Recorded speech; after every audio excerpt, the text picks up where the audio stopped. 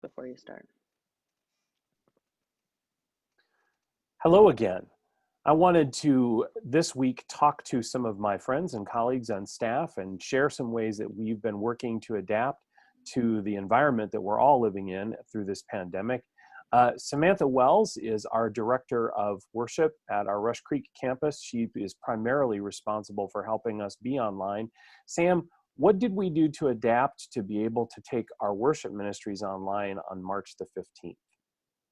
Our online adaptation started in 3 parts. First, receiving the licensing to perform our music online.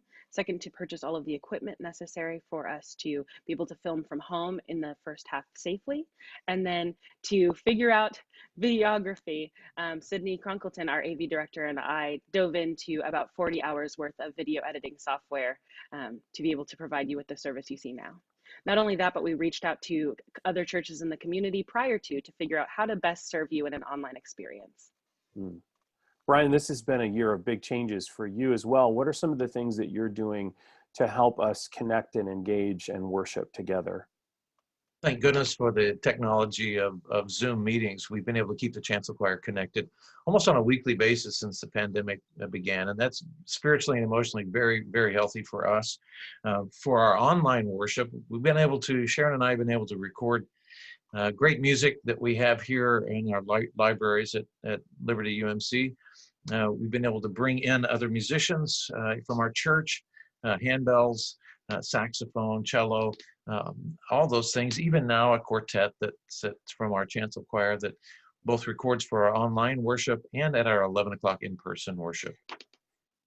Arden, I've noticed that there's a lot of things that you've been doing in children's ministry to help continue to allow us to reach families. Can you say a little bit about that? Sure. So we started on our children's ministry Facebook page with videos of me reading Bible stories or inviting kids to participate in spiritual practices like a prayer walk. Then when the summer rolled around, we ended up having to start from scratch for our VBS and create an online VBS where we recorded videos telling the story of Joseph, and then also had videos of us doing crafts and activities, and we provided those to families so they could do them at home together. And then this fall, we launched our online children's ministry Sunday school, where we pack bags of supplies for families each month for what they need for each week. And then we have videos with the Bible story that go along them. And we're really excited. We have 47 kids who are enrolled in online children's Sunday school. That's awesome. Friends, how are we tracking people through the online ministries that we have? How do we know they're engaging with us? Oh, sure.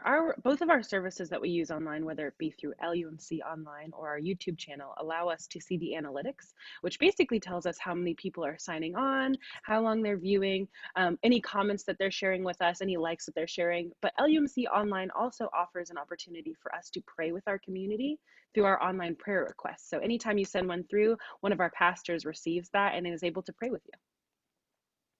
And our weekly Facebook devotions, the staff have taken that on. We've enjoyed that, sometimes twice a week.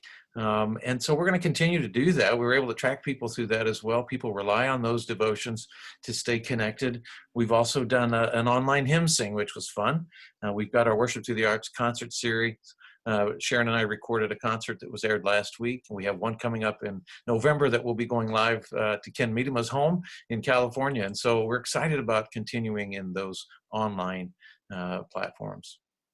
I also love it when families send me pictures of them doing their activities for VBS or Sunday school at home. It's really fun to see those, whether they're emailing or we're posting on Facebook. It's fun to see families participating along. We're also excited because we ended up having a cousin of a family at LUMC sign up for online Sunday school. So now we've gone, across state lines with our online ministries.